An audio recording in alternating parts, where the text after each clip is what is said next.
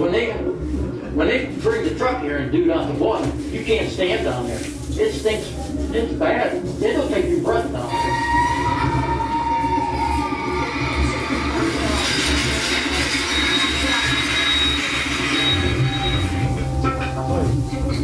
Ron Lula é um dos líderes do movimento contra o fracking no oeste da Pensilvânia. Ron tinha uma fazenda grande que, segundo ele, perdeu na justiça para uma companhia de exploração de gás. Ron diz que foi traído por seus próprios advogados, que estariam mancomunados com a empresa. Because I lost all my opinions. And again, it was all corruption because the attorneys totally destroyed my case, deliberately. My attorneys. É o que mais se ouve por aqui. Histórias de contratos fraudulentos, segredos e mentiras. David Hadley era motorista de ônibus. Aposentou-se e comprou uma fazenda para morar com a família. Não desconfiava que uma empresa de exploração de gás estava prestes a perfurar poços nas terras dele. No ano passado, ele gravou este vídeo no momento em que a tampa de um tanque de água retirada do poço de gás se abriu e uma fumaça branca se espalhou pela área em frente à casa da família. Amostras do ar foram analisadas no laboratório e revelaram índices preocupantes de substâncias químicas que podem causar câncer. Mas, segundo David, a Agência Ambiental do Estado da Pensilvânia ignorou os pedidos dele para que a empresa fosse multada. A única saída será recorrer à justiça.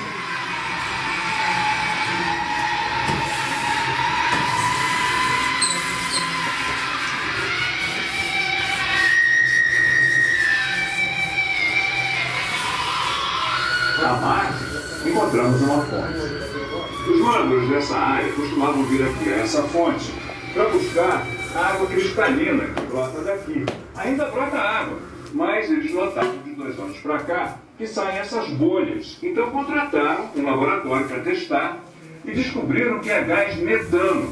E olha só o que acontece quando a gente acende uma chama. Pega fogo. É o gás que está saindo lá do fundo. O fogo ardeu alto durante a meia hora que passamos ali conversando com David. There's definitely fractured the ground some places, make communication between the water aquifer. As you can see, the water is coming out. It was beautiful water before. So it's made contact, the gas and the water are mixed here at this point in time, so it has to poison the water. So it means that not only here, but other areas here have contaminated water? I'm sure there's other places. The trouble here, or the reason you can see it here, I think, is just because the flowing water is here. Segundo o geólogo Terry Engel e as autoridades locais, a água que pega fogo não é preocupante. The methane is not poisonous. We drink methane dissolved in groundwater, just like you drink CO2 dissolved in Coca-Cola. There virtually is no difference. The problem with methane is that if it accumulates in large quantities in enclosed spaces, then it's explosive. And that's very dangerous.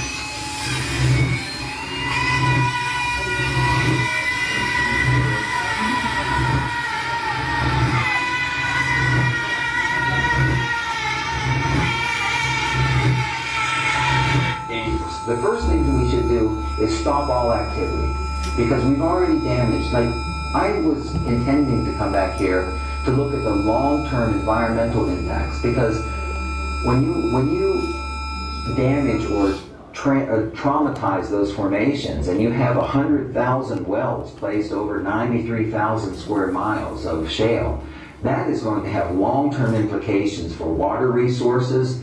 We were talking about the sulfate-reducing bacteria and the hydrogen sulfide that they produce. Those organisms are still active down there, long after we abandon those wells.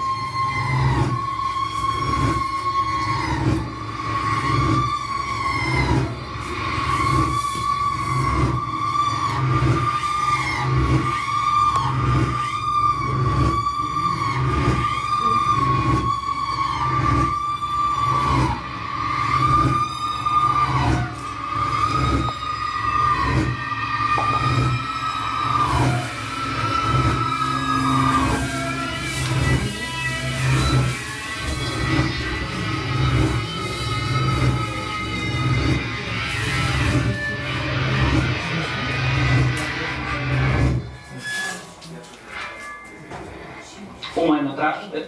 Na altura falou-me que estavam ainda a analisar o fundo do nosso mar para tentarem perceber se seria viável ou não iniciar aquilo que os portugueses chamam de exploração, sendo que no final de 2011 começou a ser noticiado que já teria ou já estaria prevista a exploração propriamente dita em 2012, mas, como sei, o cenário ainda não é esse. Que mudanças é que houve essencialmente neste último? Bom dia. Eu acho que vale a pena aqui um pequeno esclarecimento, porque existem algumas pequenas diferenças de entendimento com as palavras que são usadas para descrever os cenários ou as fases em que nós estamos vivendo.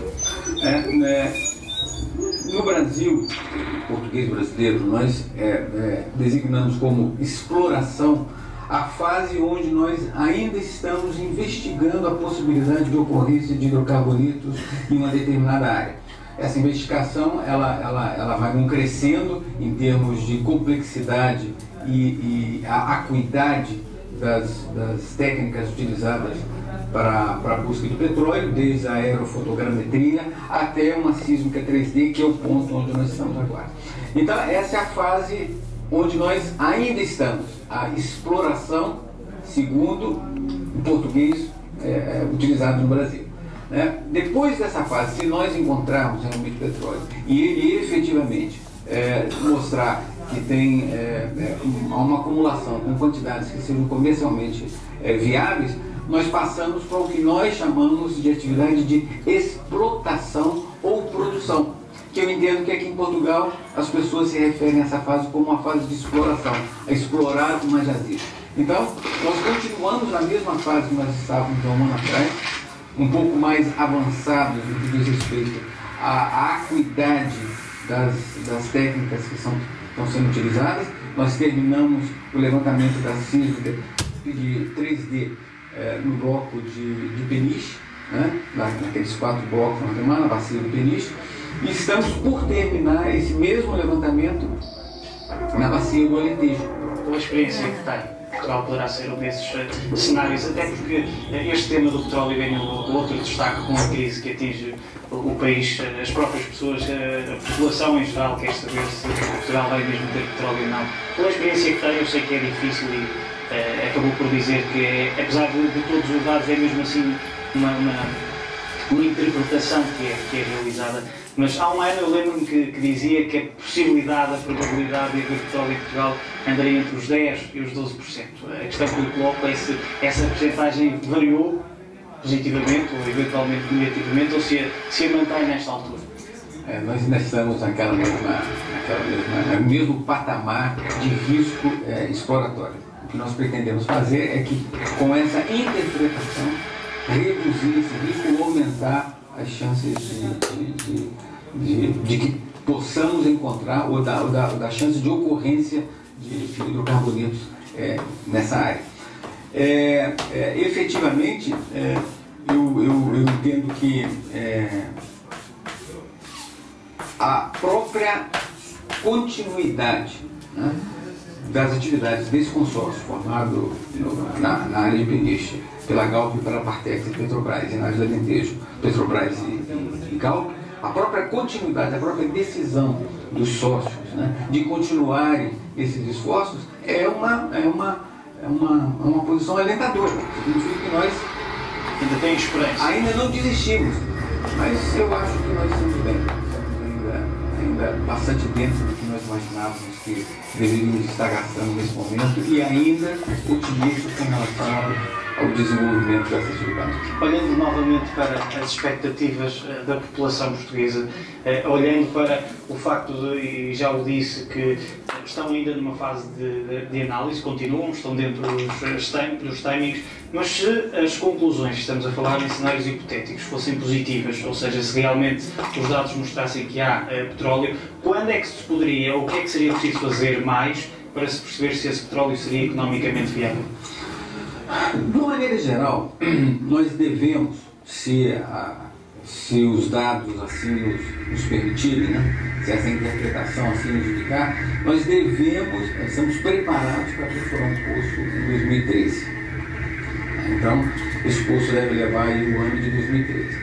Se nós tivermos resultados excelentes, ou seja, se for inquestionável que a jaziga existe e que tem um volume adequado, a partir dessa perfuração desse poço é que começaram os trabalhos de efetivamente explotação, preparar aquela zona para produzir. Então você tem trabalhos de engenharia, você tem trabalhos de contratação de long leading items, ou seja, aqueles itens que são mais demorados, e tipicamente para uma área como essa, águas profundas, num país que, embora tenha uma infraestrutura muito boa, mas não tem tradição na indústria de petróleo, eu imagino que nós deveríamos levar um prazo não menor do que 5 anos até que nós estivéssemos em condições de efetivamente produzir comercialmente.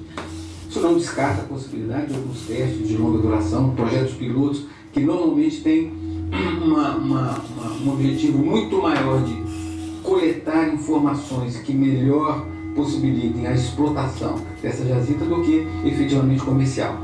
Mas, de qualquer forma, é uma fase onde se começa a produzir algum petróleo. Então, absolutamente, especulativamente dizendo, no caso de haver uma descoberta, essa descoberta ser inquestionável, seja real, eu imagino que um prazo de uns 5 anos mais para que nós possamos ter as primeiras produções adequadamente. Um pouco mais, um pouco menos, dependendo das características dessa jazida, que são muito amplas, muito alteráveis, existem muitas possibilidades. Se pudéssemos comparar a bacia do Alentejo com a bacia do Peniche, qual das duas tem mais potencial? São bacias que é muito difícil você estabelecer uma prioridade antes desses dados estarem concretos. Mas o que eu posso dizer é que quando nós começamos, nos parecia que a bacia do Peniche era muito melhor do que a bacia de Alentejo. Nós estamos um pouco que alterando essa percepção. E é possível que ao longo desse trabalho volte a se alterar novamente. Porque à medida que você vai adquirindo mais informações, aquelas sombras, aquelas ideias passam a ter uma conformação um pouco melhor, positivamente ou negativamente, né? Então eu diria que hoje em dia a bacia do Alentejo parece ser um pouco mais promissora do que a bacia do Peniche, mas ainda não está dada a última. Quais são as perspectivas da Petrobras Portugal para os próximos anos? Que planos é que tem? Se tem alguns projetos na gaveta que possam pôr em prática? No que diz respeito, essencialmente nós estamos muito concentrados, muito focados nessa atividade exploratória ou de investigação das bacias sedimentares offshore portuguesas, né? Nós queremos, mais do que